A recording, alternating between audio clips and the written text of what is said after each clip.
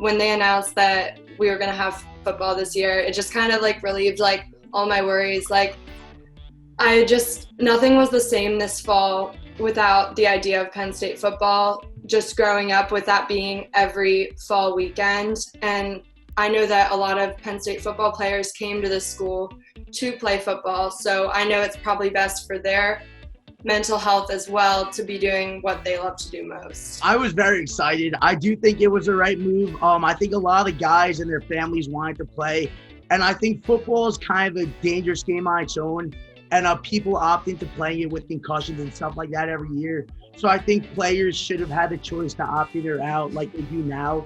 When the Big Ten made the decision to postpone or potentially cancel the season, it was kind of heartbreaking to see that, Penn State football would not take the field on every Saturday. I think the Big Ten took a lot of criticism here, and the number one thing would probably be the communication level, starting with Warren.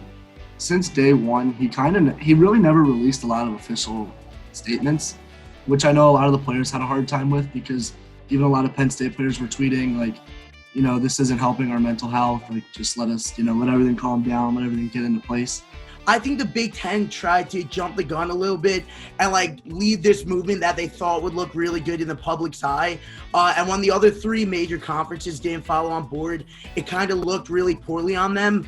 And there were a ton of different conflicting medical research on both sides showing why they should cancel, why they shouldn't cancel. I respect the Big Ten a lot for, taking the actions that they did with recognizing that we're in the middle of a pandemic and there was a lot of confusion and chaos along with that, and they needed to take a step back to reevaluate. Another aspect to look at it is the original plan that the Big Ten had to return, I think September 24th, it was late September.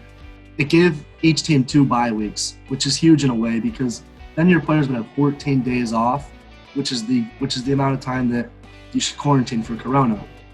With the new season, you're playing 9 weeks straight with no bye at all. So that's interesting, because if a player does come down with corona, they're theoretically missing 2 to 3 weeks of practice and games. I'm very excited for the season. I still do think the team's going to be very good, and I think we are going to beat Ohio State and win the Big Ten. I think we're going to go 9-0 and wind up as a 2 seed in the playoffs. So I'm very excited. I know we have Ohio State in the second week, which is a tough game, but I think that it'll definitely set the tone for the rest of the year. And then end it out with Michigan and Michigan State in the last couple weeks will definitely, hopefully, lead us to the Big Ten championship this year. The historic whiteout aspect and, everything that goes into the home field advantage. Beaver Stadium always gives Penn State that edge. And it's going to be interesting to see how much fan noise we pump into the stadium. That's one thing I'm looking forward to seeing.